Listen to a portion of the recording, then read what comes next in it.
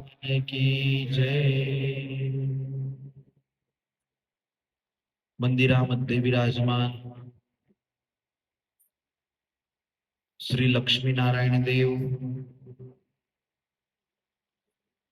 श्री घनश्याम महाराज, श्री राधा कृष्ण देव, भगवंताचे सर्व स्वरूप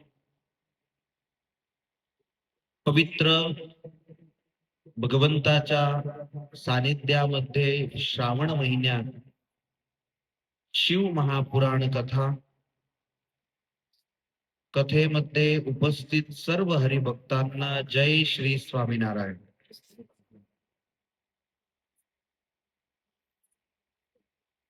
शिव महापुराण ग्रंथ जो व्यक्ती ऐकतो त्याला कोणत्या फळाची प्राप्ती होते. अनेक पाप केले असले, सर्व प्रकारांचे पाप केले असले आणि त्याने पण शिव महापुराण कथा ऐकली तर त्याचाही उद्धार होतो. सुतजी महाराज नैमिषारण्य क्षेत्रामध्ये 88,000 ऋषीगणांना ही कथा श्रवण करवत आहे आणि सर्वप्रथम देवराज ब्राह्मणाची कथा सांगण्यात आली. एक नगरामध्ये ब्राह्मण जातीमध्ये देवराज नावाचा एक माणूस राहत होता. तो ज्ञानाने अत्यंत दुर्बळ होता आणि दरिद्र होता. आतापर्यंत आपण काय म्हणतो, हा पैशांनी दरिद्र होता, पैशांनी दरिद्र आहे, पण ज्ञानाने अति दरिद्र होता. म्हणजे पैसे आपल्या भाग्यामध्ये असले तर आहे, आपल्याकडे भेटतात, राहतात, निघून जातात, पण ह्या दुनियामध्ये ज्ञान असं आहे की त्या ज्ञानाला कोणी चोरू शकत नाही. तुम्ही शिकलेली विद्या हे तुम्हाला केव्हा पण कामा येते. असा कोणता प्रसंग आला की आपलं सर्व झिरो होऊन गेलं, पण तुमच्याकडे जर टॅलेंट असला तर पुन्हा तुम्ही स्वतःचं विश्व उभं करू शकतात. म्हणून ज्या कळा आहे, ज्या विद्या आहे, जे ज्ञान आहे ते शिकणं अति आवश्यक आहे. आणि कोणीच एक सोबत ज्ञानाचा सागर होत नाही. समुद्रामध्ये पण हजारो नद्या एकत्रित येतात तेव्हा तो समुद्र मोठा आहे. त्या प्रकारे दररोज थोडा थोडं ज्ञान जो ग्रहण करतो त्याच्यामध्ये ज्ञानाचा सागर एकत्रित होतो. दररोज जो 15 मिनिटं पण शास्त्र वाचन करतो त्याच्यामध्ये धीरे धीरे ज्ञान वाढतं. तर देवराज ब्राह्मण हा ब्राह्मण असून सुद्धा पण ज्ञानाने अति दरिद्र होता. ब्राह्मणाचे कर्तव्य असतात त्याने त्रिकाळ संध्या करावी. ब्राह्मण कोणाला म्हणतात की जो गायत्री मंत्राचा जप करत असला, त्रिकाळ संध्या करत असला, तो ब्राह्मण आहे. त्रिकाळ संध्या तर आपण पण करायला पाहिजे. 3 जातीच्या लोकांनी त्रिकाळ संध्या करायला पाहिजे, ब्राह्मण, क्षत्रिय आणि वैश्य. तर वैदिक धर्मांपासून पूर्णपणे हा मुक्त होता, विमुख होता. ब्राह्मणाचं कर्तव्य आहे की त्याने विद्या अध्ययन करणं आणि विद्या अध्ययन करवणं हे ब्राह्मणाचं कर्तव्य आहे. पण हा देवराज ब्राह्मण हा वैश्य वृत्ती करत होता. म्हणजे की ब्राह्मणाचं कर्तव्य सोडून वैश्याची प्रवृत्ती करत होता. म्हणजे शेती कार्य करत होता. स्नान संध्या कर्मांपासून तो अतिभ्रष्ट होता आणि धीरे धीरे स्वतःच्या कर्मांपासून मुक्त झाल्याने पापी अधर्म त्याच्यामध्ये वाढला. सर्व प्रकारांचे पाप तो करू लागला. एक वेळा माणसाची दिशा फाकली म्हणजे ते जहाज जर लंडन जाणार असलं तर ते जहाज अमेरिका पोहोचून जात असत. आपल्या काय काय म्हणतात त्याला, होकायंत्र म्हणता ना, त्या होकायंत्रामध्ये थोडासा पण फरक पडला तर दुसऱ्या देशाला जहाज पोहोचून जात असत. त्याच प्रकारे आपल्याला असं वाटतं की मी कुठे एवढं मोठं पाप करतोय किंवा मी कुठे एवढं खोटं बोलतोय. पण एक वेळा दोन वेळा जो माणूस खोटं बोलला, मग धीरे धीरे त्याचा तो स्वभाव होऊन जातो आणि मग ते त्याला आदत पडून जाते. मग तो गोष्टी गोष्टीमध्ये खोटं बोलायला लागतो. म्हणून चांगल्या माणसाच्या संगतीमध्ये राहिल्याने सद्गुण येतात. वाईट माणसांच्या संगतीमध्ये राहिल्याने दुर्गुण येत असतात. देवराज ब्राह्मण यांना कुसंगी लोकांचा संग लागला. कुसंगी म्हणजे तुम्हाला चांगली प्रवृत्ती करताना जे थांबवतात त्यांना म्हणतात कुसंगी. तुम्ही कोणतं चांगलं कार्य करत असले तर त्यामध्ये तुम्हाला थांबवत असतात. आणि शनिवार आला म्हणजे त्या दिवशी म्हणतात की चल ना, आता उद्या रविवार आहे, पार्टी करायला जाऊ. हा, काही काही आहे असे, घरी सांगता की चाललो मंदिरामध्ये आणि भाऊ मंदिरात पोहोचतच नाही. रात्री 11:30ला मला फोन येतो, स्वामी घरी अजून आले नाही. त्यांना असं वाटतं की स्वामी तर हिंडोळाच बनवतोय त्यांच्याकडून इथे. असे जे व्यक्ती असले यांच्यापासून भगवान अति नाराज होत असतात. भगवंताच्या नावावर तुम्ही अशा प्रकारची प्रवृत्ती करा तर भगवान पण म्हणतात की असे लोक मला नको आहे. धीरे धीरे धीरे धीरे त्यांच्यामध्ये अशी निगेटिव्हिटी भगवान टाकतात की तो आपोआप भगवान पासून दूर होतो. आपल्याला कोणी माणूस आवडत नसला म्हणजे आपण त्या माणसासोबत असं वर्तन करतो की तो माणूस आपोआप आपल्यापासून दूर राहतो. मग भगवान पण तसं करतात की जो कोणाचं वाईट करत असला, त्यानंतर चांगल्या प्रवृत्तीच्या नावावरती वाईट प्रवृत्ती करत असला, मग भगवान पण त्याला म्हणतात की तू दूरच राहा. असे कोणत्या प्रकारच्या परिस्थिती उभे करता की त्याला मंदिरात येण्याची पण वेळ मिळत नाही. तर देवराज ब्राह्मणाला असा कुसंग लागला की तो आता धीरे धीरे गावामध्ये जेवढे पण लोक होते त्या सर्वांचं वाईट इच्छू लागला. कुणाकडे जायचा, म्हणायचा की मला पैसे द्या, हं, मी ब्राह्मण आहे, मला माझ्या मुलीला शिकवायचं आहे, मुलीचं लग्न करायचं आहे, मुलांना शिकवायचं आहे. पैसे घेऊन घ्यायचा पण त्यातून व्यसन करू लागला. कोणाला म्हणायचा मला पैसे तुम्ही द्या, मी तुम्हाला वापस ते पैसे करून देईन. आणि कोणी व्यक्ती विश्वासाने पैसे द्यायचा पण त्याचे तो पैसे बुडवून काढायचा. अशा प्रकारचे अनेक पाप देवराज ब्राह्मणाने केले. अनेक वर्षांपर्यंत हा त्या ब्राह्मणांच्या वस्तीमध्ये राहिला आणि एक वेळेस हा दैव योगाने देवराज ब्राह्मण प्रतिष्ठानपूर नावाच्या नगरामध्ये आला. प्रतिष्ठानपूर जे नगर होतं त्याला झुसी प्रयाग म्हणतात. त्या प्रयाग क्षेत्रामध्ये हा देवराज ब्राह्मण दैव योगाने येऊन बसला. आता अनेक पाप त्याने केले होते म्हणून शेवटी त्याला त्रास तर होणार होता. ह्या पवित्र क्षेत्रामध्ये आल्यानंतर त्याला शरीराला ताव आला आणि त्यावेळेस एक शिवालय होतं, महादेवाचं मंदिर होतं. त्या महादेवाच्या मंदिरामध्ये हा देवराज ब्राह्मण जाऊन तिथे झोपून गेला. कोणाच्या घरात तर कोणी घुसू देत नाही, बराबर. महादेव मंदिर होतं, बिमार पडला, जाईन कुठे? म्हणून शिव मंदिरामध्ये जाऊन तिथे पडून राहिला. अनेक दिवसांपर्यंत ताव त्याच्या शरीरामध्ये राहिला, त्रास होऊ लागला. पण कोण याला भाकर विचारणारा होता, कोणी याला वैद्याकडे नेणारा नव्हता.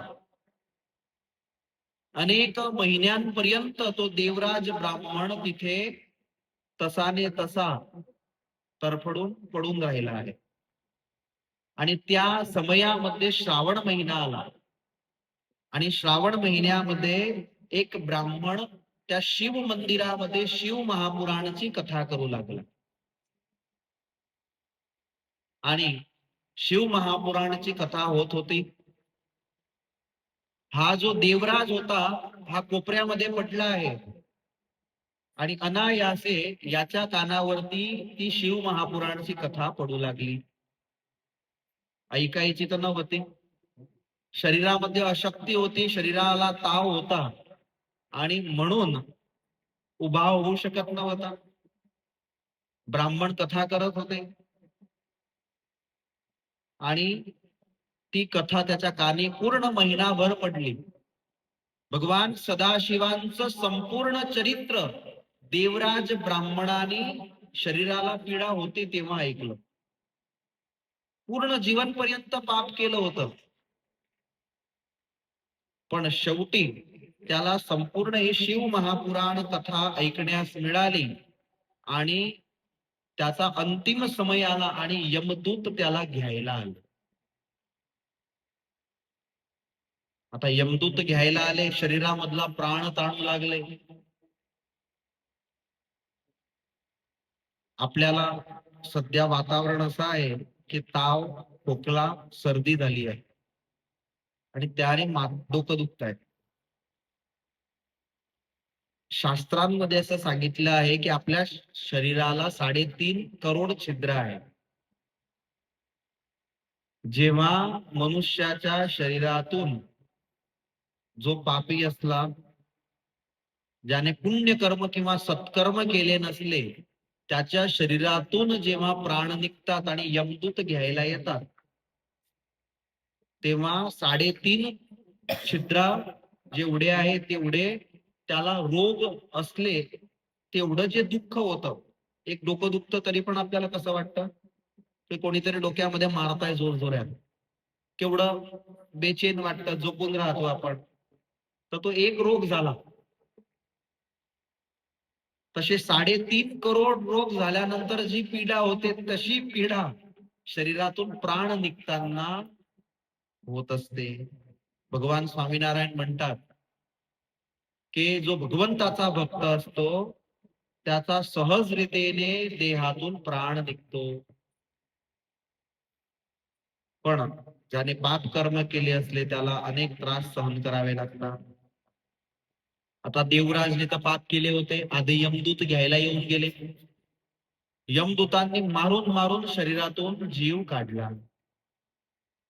मरण कोणालाच आवडत नाही. आत्महत्या करणारा व्यक्ती पण दुःखामध्ये लटकून तर जातो, पण तो जो क्षण असतो ना त्याचा शेवटचा, तेव्हा त्याला पश्चाताप तर वाटतोच की हे मी खोटं केलं, किंवा कोणीतरी येऊन जायला पाहिजे आणि मला वाचवून घ्यायला पाहिजे. सर्वात जास्त दुर्गती आत्महत्या करणाऱ्या व्यक्तीची होते. हजारो वर्षांपर्यंत त्याला भूत योनीमध्ये राहावं लागतं. म्हणून भगवान स्वामीनारायण म्हणतात की कधीही आत्महत्या करू नये. आत्मघातस्तु तीर्थेपी, की तीर्थांमध्ये पण कधी आत्मघात करू नये. हा, आपल्या जुन्या परंपरा परंपरा नाही म्हणता येणार, पण जुनी मानसिकता अशी होती की काही लोक जाऊन काशीमध्ये जाऊन पर्वत ठेवून द्यायचे, तर त्याने मुक्ती मिळेल अशी एक भावना होती. त्यानंतर जगन्नाथजीचा रथ निघतो, तर त्यावेळेस पण असं होतं की जगन्नाथजीच्या रथाखालते पडून जायचं, तर त्याने मुक्ती मिळेल. पण तसं केल्याने भगवान कधीही मुक्ती देत नाही. त्याने तुम्हाला हजारो वर्षांपर्यंत प्रेत योनीमध्ये राहावं लागतं. आता देवराज ब्राह्मणाच्या शरीरातून जीव काढला आणि तो जीव घेऊन आणि यमदूत यमलोकामध्ये जाऊ लागले आणि तेवढ्यामध्ये भगवान शिव यांचे गण पण तिथे रस्त्यामध्ये त्यांना भेटले. भगवान शिव यांचे गण कसे आहे? भगवान वेदव्यास जे लिहितात की त्यांचा वेश पण भगवान शिव सारखा आहे. भगवान शिव यांच्या गणांच्या हातामध्ये त्रिशूळ आहे. सर्वांनी भगवान शिव सारखी भस्म स्वतःच्या शरीराला लावलेली आहे. गौर वर्णाचे भगवान शिव यांचे गण आहे. संपूर्ण शरीरावरती रुद्राक्ष माळा धारण केलेली आहे. असे भगवान शिव यांचे गण आहे. आणि ते गण येऊन त्या यमदूतांना म्हणतात की हा जो जीव आहे हा आम्ही घेऊन जातो. ते यमदूत म्हणतात की याने जीवनभर पर्यंत फक्त पापच केले आहे. शिवगण म्हणतात पण त्याने शेवटी जी शिवपुराण कथा ऐकली ते त्याचं मोठं पुण्य आहे. दोघांमध्ये विवाद झाला. यमदूत म्हणता अरे तो तर म्हणे बिमार होता तिथे पडून राहिला म्हणून त्याने ते शिवपुराण कथा ऐकली. तो काही कथेमध्ये बसायला गेला नव्हता. तरी पण दोघांमध्ये भयंकर विवाद झाला. दोघं झगडा विवाद करत करत यमलोकामध्ये आले. यमराजांच्या कानी आवाज पडला आणि धर्मराजा बाहेर आले. त्यांनी पाहिलं तर दोघांमध्ये विवाद होत होता. शिवगण एक बाजूला आणि एक बाजूला यमदूत. आणि धर्मराजा समजून गेले की यांच्यामधला विवाद काय आहे. धर्मराजांनी शिवगणांना सिंहासनावरती बसवले, त्यांचं पूजन केलं आणि सांगितलं की याचं खूप मोठं पुण्य आहे की हा रोगी होता, बिमार होता, याला ऐकायची नव्हती कथा, तरी सुद्धा यांनी शिव महापुराणाची कथा ऐकली. हा अतिपुण्यशाळी जीवात्मा आहे. म्हणून याला तुम्ही शिवलोकामध्ये घेऊन जा. आणि त्या देवराज ब्राह्मणाला शिवगण होते ते विमानामध्ये बसवून कैलास पर्वतावरती घेऊन आले आणि कैलास पर्वतावरती आणून भगवान शिव यांच्या सानिध्यामध्ये भगवान शिवच्या हातामध्ये त्या देवराज ब्राह्मणाचा हात दिला. सुतजी महाराज म्हणतात हे सौनकादिक ऋषी बघा, पूर्ण जीवन पर्यंत याने पाप केले, पण एक वेळा याने शिव महापुराण कथा ऐकली तर तो कैलास पर्वतावरती भगवान शिवच्या सानिध्यामध्ये पोहोचून गेला. पण ही कथा आपल्याला असं शिकवते की आपण असा निश्चय, म्हणजे आपल्याला असं वाटेल की अजून आपण 50चे आहे, 55चे आहे, आपण 80 वर्षापर्यंत जगू, 70-75 नंतर प्लॅन करू की आपण कथा ऐकू. पण हा देवराज ब्राह्मणाने पूर्वजन्माचे काही त्याचे पुण्य असतील की त्याला कथा भेटून गेली. बाकी आता तर अशी परिस्थिती आहे की 21 वर्षाच्या माणसालाही अटॅक येतो, 30 वर्षाच्या माणसालाही अटॅक येतो. म्हणजे केव्हा जीवन खतम होतं काही माहित पडत नाही. म्हणून धर्म कार्य सत्वरम, धर्म कार्य जे सर्वप्रथम केलं पाहिजे. वाट बघू नये, मी करणार असा कधी विचार करू नये, मला आताच ते कार्य करायचं आहे असा निश्चय करून जेव्हा वेळ मिळाला तेव्हा अवश्यपणे ही कथा श्रवण करावी. आणि महिनाभर आपल्याकडे दररोज 1 तास तर आहेच. या शहरामध्ये 11 वाजेपर्यंत 10:30 पर्यंत एक पण नोकरी चालू होत नाही की एक पण दुकान खुलत नाही. म्हणून सकाळ सकाळी आपल्याला 1 तास पूर्ण वेळ आहे, तर पूर्णपणे मन लावून ही कथा आपण अवश्यपणे ऐकावी. सुतजी महाराज म्हणतात की हे जी तुम्हाला मी इतिहास सांगितला, ही कथा आपल्याला शिकवते की शिव महापुराण कथा किती चमत्कारी आहे. अनेक पाप केले असले तर त्या पापांना शुद्ध करण्याची पण शक्ती या कथेमध्ये आहे. शौनकादिक ऋषींनी पुन्हा प्रश्न केला की भगवान शिव विषयी प्रेम भक्ती वाढेल अशा कथा तुम्ही आम्हाला पुन्हा श्रवण करावा. तेव्हा बिंदुक चंचुलाची कथा सुतजी महाराजांनी सांगितली. समुद्र किनारी वाष्कल नावाचं एक गाव होतं. त्या गावामध्ये सर्व ब्राह्मण राहत होते. संपूर्ण गाव पापी होतं. गावामध्ये कोणीच धर्मपालन करणारा न होता. सर्वांचे मन अति दूषित होते. विषय भोग करण्यामध्ये त्यांची सर्वांची रुची होती. सर्वात मोठा निर्धन माणूस तो आहे. सर्वात मोठा आपण म्हणतो ना की दुर्भागी माणूस तो आहे की ज्याला कधीच चांगले विचार येत नाही, कोणाचं जो चांगलं पाहू शकत नाही. मनाने अति दूषित ह्या गावामध्ये लोक राहत होते. भगवान स्वामीनारायण यांची आज्ञा आहे, असे लोक जिथे राहत असले त्यांच्यामध्ये कधीच राहू नये. देवतांवरती यांचा कोणाचाच विश्वास नव्हता. कोणी यज्ञ करत नव्हते. कुटील स्वभावाचे लोक या गावामध्ये राहत होते. ब्राह्मणांचं कर्तव्य आहे की वेद अध्ययन करणं, पण हे सर्व स्वतःच्या घरामध्ये अस्त्र शस्त्र ठेवत होते आणि मस्तकापर्यंत पापामध्ये बुडलेले इथे लोक होते. आता जसे लोक होते, दुसऱ्या गावातून कन्या करून आणली, चांगल्या घरातली कन्या पण केली, त्या गावामध्ये आली, किती दिवसापर्यंत संस्कारी राहणार? किती पण संस्कारी कन्या असली, पण ज्या घरामध्ये सत्संग, सदाचार किंवा सद्विचार नसले, त्या घरामध्ये जास्तीत जास्त ते स्वतःचं अस्तित्व हे 6 महिने टिकवेल, 1 वर्ष टिकवणार. पण नंतर ते पण त्यांचं आचरण त्यांच्यापासून प्रभावित होऊन त्या मार्गाला लागणार आणि लागणारच.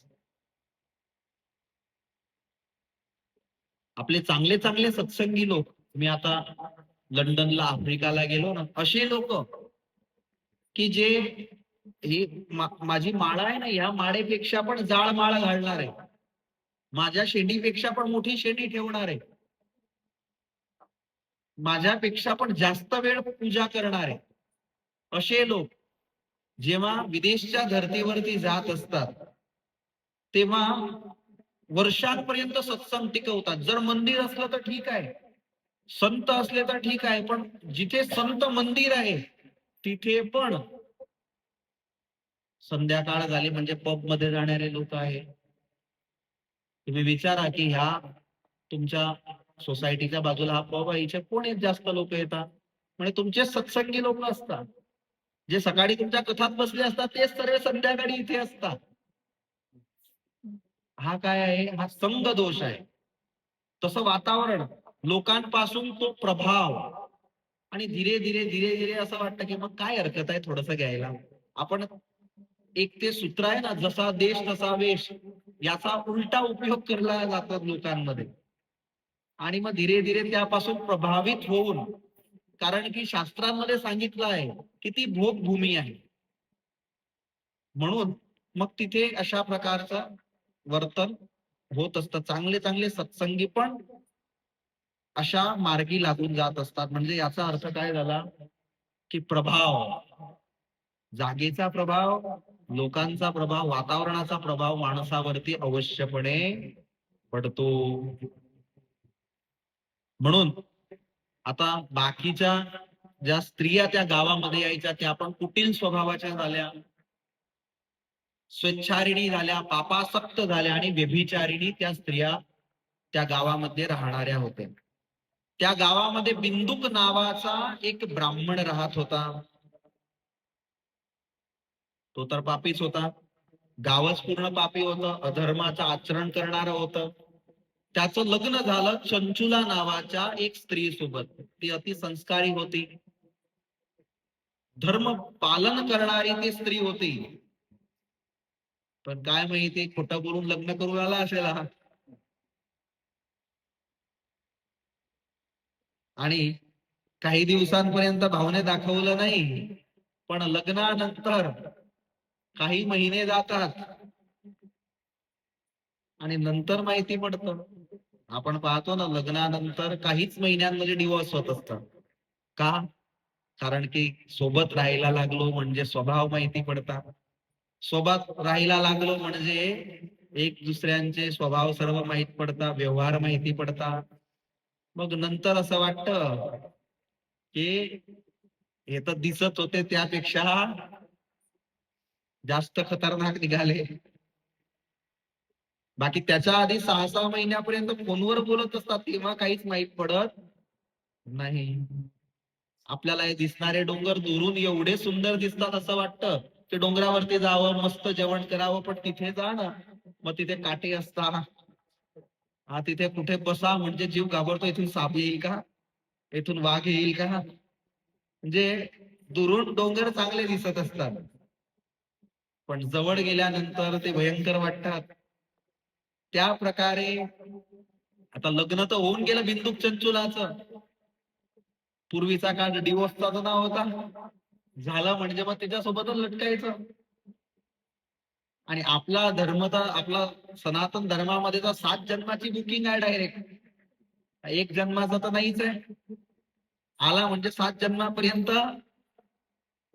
सोडणारच नाही आहे. तर बिंदुक धीरे धीरे स्वतःचा स्वभाव दाखवू लागला, अधर्माचं आचरण करू लागला, पापाचरण करू लागला. आपल्याकडे कॉमन शब्द आहे, वाक्य आहे की बस मुलगा तर खूप चांगला आहे, पण कधी कधी घेतो. पण आमची कन्या घरी गेल्यानंतर त्याला सुधरवून टाकेल. आजपर्यंत कोणीच सुधरला नाहीये. आजपर्यंत कोणीच सुधरलेला नाही आहे. जो महिन्यातून पार्टीमध्ये कधीतरी डिसेंबरच्या शेवटच्या महिन्यांमध्ये घेणारा असतो ना, तो दर महिन्याच्या शेवटी घ्यायला लागतो, मग दर 15 दिवसाला घ्यायला लागतो, मग धीरे धीरे 8 दिवसाला घ्यायला लागतो, मग दररोज घ्यायला लागतो. बिचारी चंचुला पण अशीच फसली. धीरे धीरे हा पण दारूपान करायला लागला. लग्न आधी करत नव्हता, लग्नानंतर करायला लागला. लग्न आधी का न करत होता? कारण की कोणी देणार नाही. लग्नानंतर माहीत पडून गेला आता झाले, जाईल कुठे, मग लग्नानंतर दारू प्यायला लागला. आता दुसऱ्या स्त्रियांचा संग करू लागला. चंचुला सोबत राहत होता, पण चंचुला पासून दूर राहू लागला. आता एकच घरात राहायचे, पण बिंदुक होता तो दुसऱ्या स्त्रियांना घरामध्ये आणून त्या स्त्रियांसोबत संग करायचा. तर चंचुलाने हे सर्व दृश्य पाहिलं. अनेक वर्षांपर्यंत तिने सहन केलं, पण प्रभाव लागतो, संग लागतो. ते पाहून पाहून असा विचार करू लागले की कितीक वर्षांपर्यंत मी धर्माचं आचरण करायचं. आता हा असं करतो ना, मी पण याला दाखवते की मी पण करू शकते असं. आणि चंचुलाने पण अधर्माचं आचरण करायचं सुरुवात केली.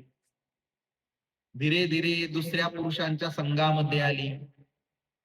एकच घरामध्ये बिंदुक चंचुला राहत होते, पण बिंदुक दुसऱ्या स्त्रियांना घेऊन आणि चंचुला दुसऱ्या पुरुषांना त्याच घरामध्ये राहायचे. ते पण पापाचरण करू लागले. स्त्री जेव्हा स्वतःची मर्यादा तोडते, तेव्हा सर्वात मोठा भयंकर युद्ध होत असतात. आता धीरे धीरे धीरे धीरे बिंदुक दारू प्यायचा, तर सोबत सोबत चंचुला पण दारू प्यायला लागली. केवढी भयंकर झाली असेल ती घटना बोला. बिंदुक दारू प्यायचा तर चंचुला पण सोबत सोबत बसले बसले दोघी दारू प्यायचे आपण. आणि दोघं पण पापाचरण करू लागले. बिंदूक होता, त्याचा मृत्यू जवळ आला आणि बिंदूकला घेण्यासाठी यमदूत आले. मारून मारून त्याच्या शरीरातून जीव काढला, यमलोकामध्ये नेण्यात आला. यमराजा म्हणता हा एवढा पापी आहे की यमलोकामध्ये येण्याच्या पण लायकीचा नाहीये. याला हजारो वर्षांपर्यंत टाका प्रेत योनीमध्ये, तडपू द्या. प्रेत योनीमध्ये आपल्याला असं वाटत असेल की केवढी मजा असेल, पण तसं नाही आहे.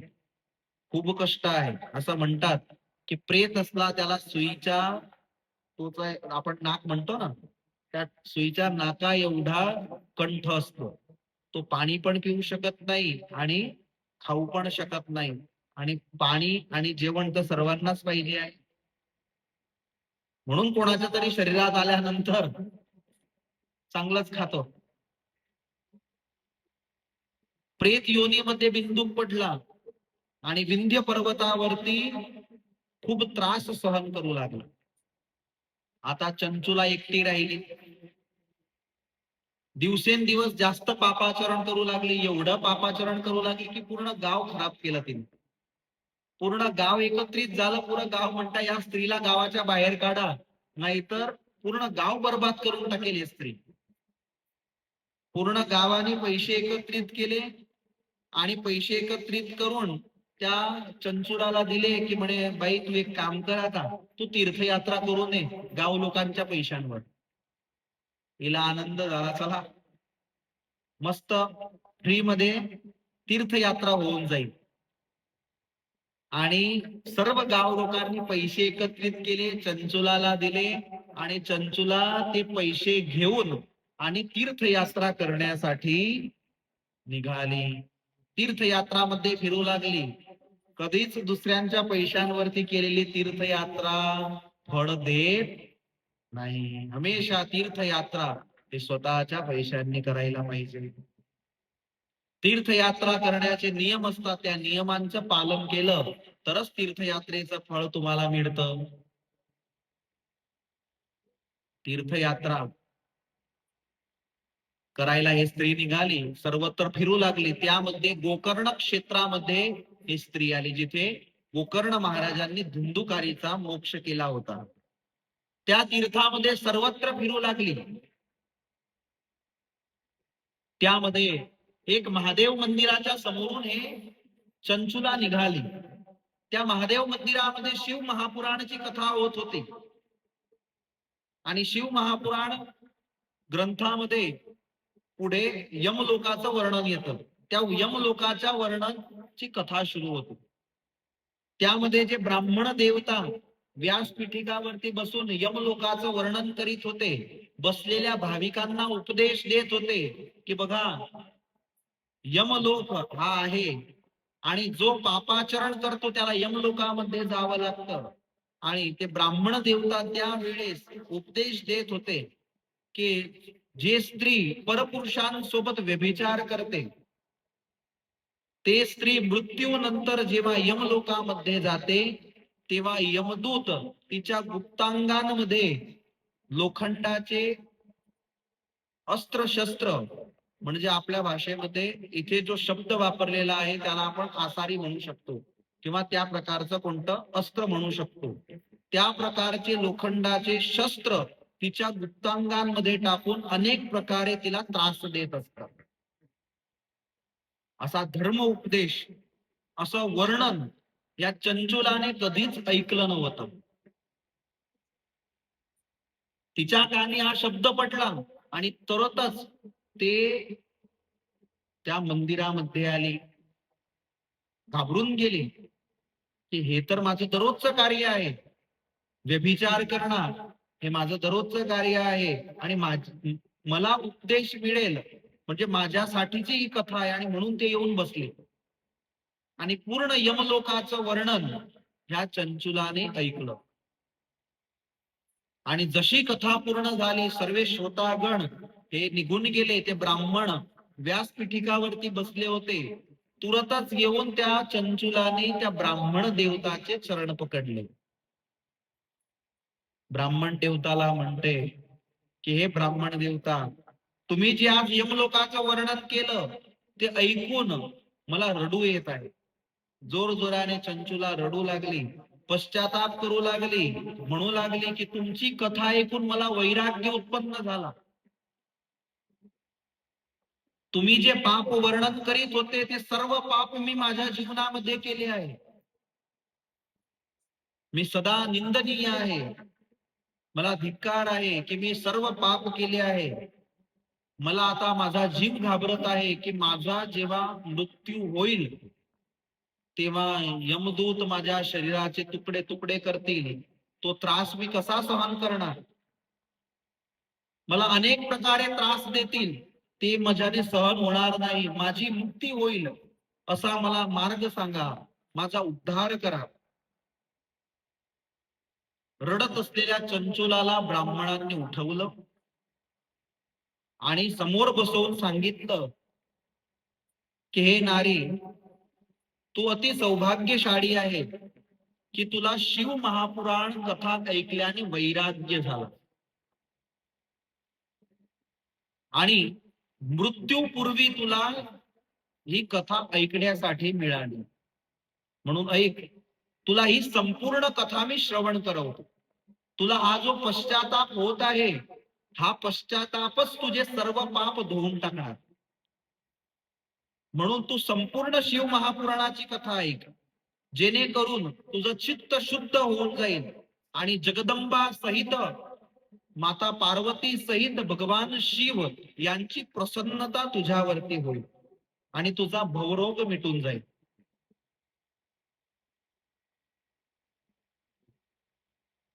त्या ब्राह्मणाने चंचुलाला समोर बसवलं आणि संपूर्ण शिव महापुराण कथा त्या चंचुलाला श्रवण करवले.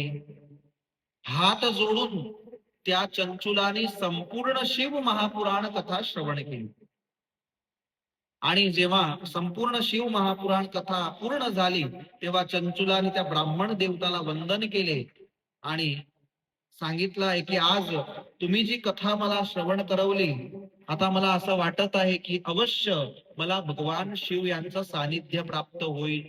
तेवढ्यात शिवगण तिथे आले आणि चंचुलाच्या शरीरातून जीव घेऊन आणि कैलास पर्वतावरती चंचुलाला आणलं. किती पापी होती, व्यभिचारी होती, पण शिव महापुराणाची कथा ऐकली तर शिवगणांसोबत कैलास पर्वतावरती आली. भगवान शिव माता पार्वतींच्या समोर उभी राहिली. माता पार्वतींनी चंचुलाकडे पाहिलं आणि जवळ बोलवून स्वतःच्या बाजूला बसवलं आणि सांगितलं की आजपासून माझी तू प्रिय मैत्रीण आहे. आणि स्वतःच्या प्रिय मैत्रिणींमध्ये माता पार्वतींनी चंचुलाचा समावेश केला. पाप केले होते पण पश्चाताप झाला, कथा ऐकली म्हणून पूर्ण जे पाप होते ते शुद्ध झाले. आणि शिव महापुराण कथा अशी आहे की कथा पाप तर शुद्ध झाले पण पुण्याचा एवढा मोठा भंडार झाला की त्याने माता पार्वतींची ही चंचुला मैत्रीण झाली. आणि त्यानंतर माता पार्वतींसोबत सर्वत्र फिरू लागली. माता पार्वतींसोबत कायम त्यांच्या सेवामध्ये राहू लागली. भगवान शिव यांच्या सानिध्यामध्ये राहू लागले. अनेक महिने निघाले. एके दिवशी चंचुलाने माता पार्वतींची स्तुती केली. माता पार्वती स्तुती ऐकून अति प्रसन्न झाले. म्हणतात, चंचुला, तू जे माझी स्तुती केली, आजपर्यंत माझी सेवा केली, मी तुझ्यावरती अति प्रसन्न आहे. बोल, तुझी काही इच्छा आहे का? चंचुला म्हणते, मी जेव्हा पृथ्वीवरती होती, माझे जे पती होते ते अति पापी होते. मला माहिती आहे त्यांची दुर्गती झाली असेल, पण त्यांचाही उद्धार होईल. मला माहिती नाही ते आज कुठे आहे, पण त्यांचा उद्धार होईल असा काहीतरी तुम्ही मार्ग काढा. माता पार्वती म्हणतात, तो विंध्य पर्वतावरती भूत योनीमध्ये आहे.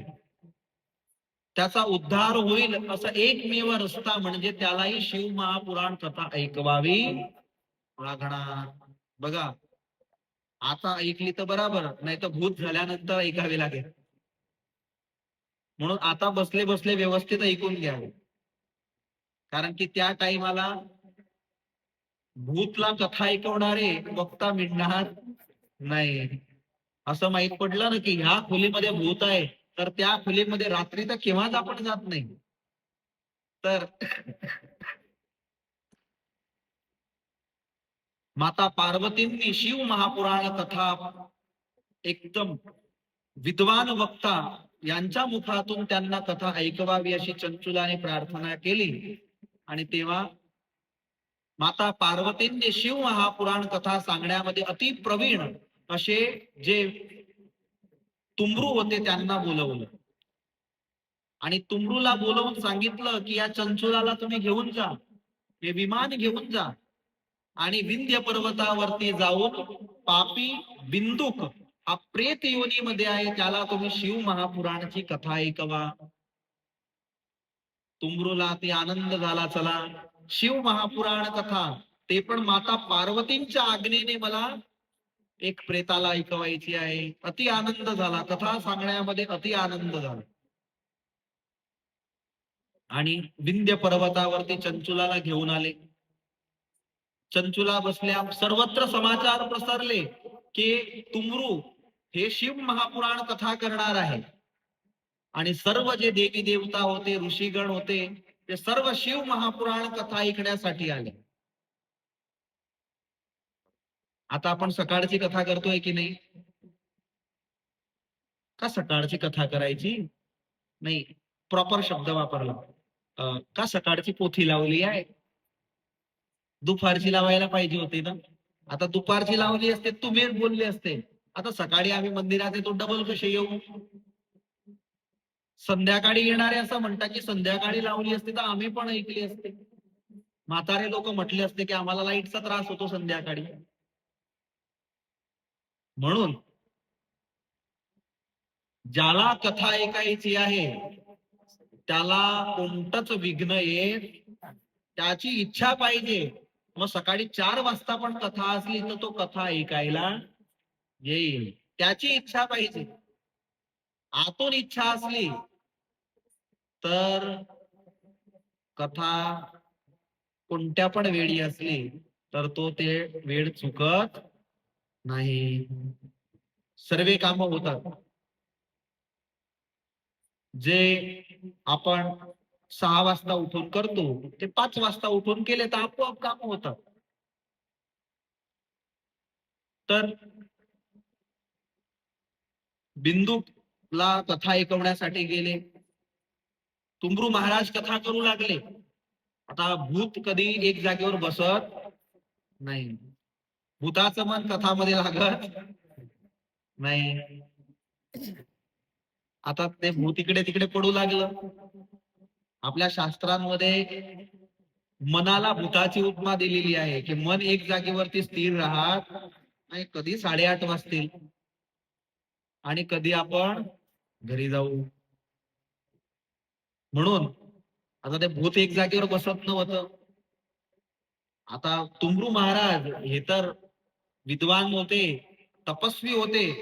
त्यांनी माता पार्वतींच्या कृपेने त्या भूताला पाशमध्ये बांधलं. आपण दोरीने बांधतो, त्याला पाशने बांधलं. दिव्य शक्त्यांच्या माध्यमातून त्या बिंदुकला बांधलं आणि जबरदस्ती बांधून त्याला तिथे बसवून दिला.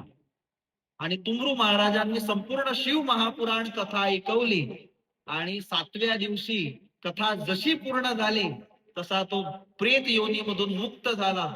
दिव्य शरीरधारी, संपूर्ण शरीराला भस्म लावलेला आहे, हातामध्ये त्रिशूळ आहे, त्रिनेत्रधारी, हाता गड्यामध्ये अनेक प्रकारांच्या रुद्राक्ष माळा धारण केलेला आहे, असा एक पुरुष तुमरूंच्या समोर उभा झाला. हात जोडून वंदन करू लागला आणि म्हणतो की तुम्ही मला 7 दिवसापर्यंत कथा ऐकवली, मी केलेले सर्व पाप जळून गेले आणि बघा मला भगवान शिव यांचा जो दूत आहे त्यामध्ये मला योग मिळाला. तुमरू अति प्रसन्न झाले, चंचुलाई अति प्रसन्न झाल्या आणि त्यांना विमानामध्ये बसवून कैलास पर्वतावरती आणलं आणि भगवान शिवच्या सानिध्यामध्ये शिवच्या सानिध्यात ठेवलं. भगवान शिवनी त्यांना गण स्वरूपाने त्यांच्या सोबत ठेवलं. म्हणजे चंचुला हे माता पार्वतींच्या मैत्रिणी झाल्या आणि बिंदुक भगवान शिव यांचे गण झाले. म्हणून बघा, दोघांनी अति पाप केले होते, पण भगवान सदाशिवांची कथा ऐकल्याने दोघं पण भगवान शिव यांच्या सानिध्यामध्ये पोहोचून गेले. दोघी पण दंपती अति सुखी झाले. म्हणून आपण एवढे तर पापी नाहीये. आपण दररोज मंदिरात येणारे आहोत, वारंवार कथेचं श्रवण करणारे आहोत, भगवंताचं दर्शन करणारे आहोत. तर आपल्यासारख्या व्यक्तींचा तर अवश्यपणे मोक्ष ह्या कथेच्या माध्यमातून होणारच. म्हणून दररोज शिवलोक देणारी ही कथा अवश्यपणे आपण ऐकावी. भगवान स्वामीनारायण यांची आज्ञा आहे की आपण सर्व जे देवी देवता आहे यांना त्यांचं पूजन करावं. ज्या त्या महिन्यामध्ये ज्या त्या देवी देवतांचं अवश्यपणे पूजन करावं. विष्णू, शिव, गणपती, पार्वतीच दिवाकर, की ह्या 5 देवतांना आमच्या हरिभक्तांनी अवश्यपणे त्यांचं पूजन करावं. भगवान शिव, माता पार्वती, भगवान सूर्यनारायण, विष्णू भगवान आणि गणपती महाराज यांचा आमच्या सत्संगींनी अवश्यपणे पूजन करावं. भाद्रपद शुक्ल चतुर्थीला गणपती महाराजांचं पूजन करावं. हनुमानजी महाराजांचं आपण पूजन करतो. आपले ते कुळदेव आहे. आपल्या संप्रदायाच्या कुळदेवी लक्ष्मी माता आहे, त्यांचं आपण दररोज दर्शन घेतो.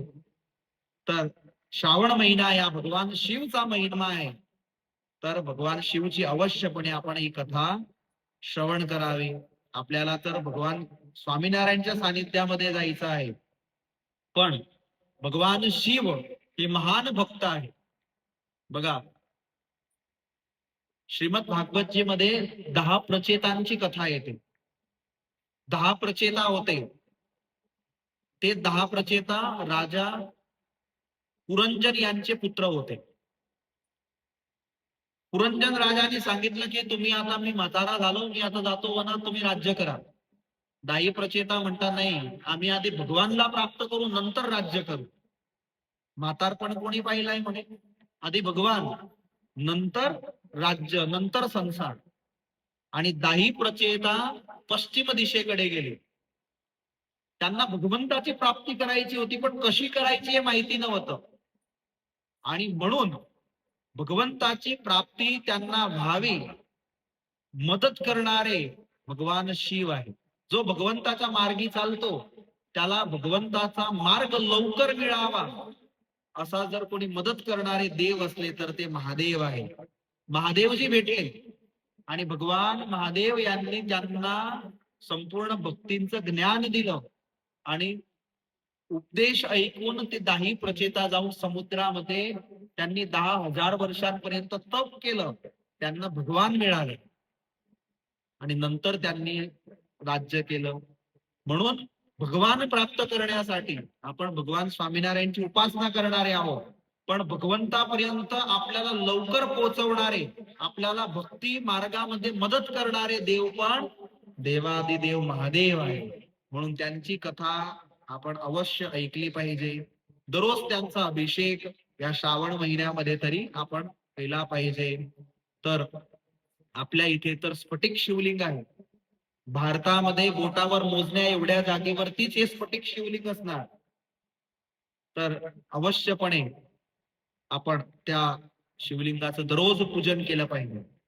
दररोज ज्या मूर्त्यांची पूजा केली जाते त्यामध्ये दैवत राहतं. दररोज पूजा ज्या मूर्त्यांची केली जाते त्या मूर्त्यांसमोर तुम्ही उभे राहून काही मागा, म्हणजे तरच ते भगवान तुम्हाला ते देत असतात. शुद्धपणे आपल्या मंदिरामध्ये भगवंताची पूजा होते. तर सकाळ, दुपार, संध्याकाळ पुजारी असतात. ते पुजारी स्नानाधिक करून स्वच्छ कपडे घालूनच कोणत्याही दुसऱ्या तिसऱ्या कपड्याचा, व्यक्तीचा स्पर्श केल्याशिवाय भगवंताची पूजा करतात. तर दैवत त्या मूर्त्यांमध्ये तसं आणि तसं राहत असतं. आपण उभे राहा तर आपल्याला असं वाटतं की वडतालला मी जसे दर्शन करतोय तसे मला इथे दर्शन होत आहे. ते केव्हा होतं की जेव्हा या मूर्तीमध्ये तसं दैवत असतं. आणि ते दैवत आहे म्हणून अनेक लोक ह्या मंदिरामध्ये येतात. तुम्ही एक विचार करा, फक्त 1 वर्ष 1.5 वर्ष आधी तुम्ही फ्लॅशबॅक मध्ये जा. ह्या जागेवरती जोपर्यंत लक्ष्मीनारायण देव न होते तोपर्यंत आपल्या या जागेचे व्हायब्रेशन कसे होते. होते धार्मिकता, आपण सत्संग करायचे, आपला आपला ग्रुप होता एक, बरोबर. आपण 4 5 10 15 जण यायचे. पण जेव्हापासून लक्ष्मीनारायण देव इथे विराजमान झाले तेव्हापासून तुम्ही बघा, आपल्याला उत्सवामध्ये टेन्शन होतं. मला असं वाटायचं ज्या दिवशी विजय ध्वज स्थापन केला ना त्या दिवशी 1500 लोकांचं जेवणाचं केलं, 500 लोकांचं जेवणाचं उरलं. त्या दिवशी मी नौतम स्वामीजी होते त्यांना म्हटलं स्वामी, आपण हा 600 बाय 120 चा मंडप टाकतोय, हा भरीन कसा? म्हटलं हा भरला जाणार नाही, याला कमी करा, याला 500 फुटाचा करा म्हटलं. पण त्या टाइमाला स्वामींनी असं सांगितलं होतं की हा जो झेंडा दिसतोय ना, त्या झेंड्यावर जे गरुड जी दिसत आहे, हे गरुडजी सर्वांना बोलवतील. लक्ष्मीनारायण देवांची प्रतिष्ठा आहे की लक्ष्मीनारायण देव स्वतःच्या उत्सवामध्ये पुण्यशाळी जीवात्म्यांना आमंत्रित करतील, स्वतःच्या भक्तांना बोलवतील. तर आज पण तुम्ही पहा, मोठे मोठे आयोजक ते आपली सल्ला सूचन घ्यायला येतात की हा उत्सव झाला कसा. मलाही आश्चर्य आहे की हा उत्सव झाला कसा. एवढ्या कमी स्वयंसेवकांमध्ये असा उत्सव होणं हा अशक्य आहे. आपल्यापेक्षा मोठी गर्दी दुसऱ्या जागेवर होत असेल, पण अशी दिव्यता आणि अशी भव्यता अशी कुठे येत नाही. हा प्रताप, हा लक्ष्मीनारायण देवांचा प्रताप आहे. आणि हा दिवसेंदिवस वाढणार. कसा वाढणार? आपल्या भक्तीने हा प्रताप वाढणार. जेवढी आपण इथे भक्ती करू, जेवढं इथे आपण नामस्मरण करू, तेवढा प्रताप इथे वाढणार. बघा, या मंदिरामध्ये दिवसाचे 300 350 लोक रेग्युलर दर्शन करणारे आहेत. आपण सकाळी येतो, संध्याकाळून येणारे लोक शयन आरतीपर्यंत सर्वात जास्त संख्या शयन आरतीमध्ये राहते. जेवढे तुम्ही सत्संगी बसले आहे एवढे सत्संगी लोक आपल्या शयन आरतीमध्ये राहत. बाकीचे तर असतात, पण जे नोकरीहून सुटणारे लोक असतात ते शयन आरतीमध्ये राहतात. तर हा प्रताप कोणाचा आहे? लक्ष्मीनारायण देवांचा प्रताप आहे. म्हणून आपण दररोज मंदिरामध्ये देवांच्या सानिध्यामध्ये कथा ऐकत आहोत. दररोज आपण नियम घ्यावा की आपण दररोज कथेमध्ये येऊ. पुढची कथा जी आहे उद्याच्या दिवशी आपण शिव महापुराण कथा ऐकण्याचे नियम म्हणजे आता 4 5 जणांनी तिलक लावले आहे, 4 5 लावलेच नाही. तर एक नियम आहे की तिलक लावल्याशिवाय, महिलांनी कुंकू लावल्याशिवाय, विधवा स्त्रियांनी चंदन लावल्याशिवाय कथाचं फळ मिळत नाही. म्हणून कथेमध्ये बसा तेव्हा तिलक लावा. कथेचा तर एक नियम आहे की कधी पण जमीनवरती बसू नये, आसन टाकून बसावं. आपल्याकडे आहे आसन, आपण आसनावरती बसून कथा ऐकावी. तर हे जे नियम आहे या नियमांचं पूर्ण पालन करून आपण कथेचं श्रवण करावं, जेवढं होईल तेवढं. तर उद्या कांदा लसूण त्याग करण्यासाठी तयार राहायचा. स्वामीनारायण भगवान की जय.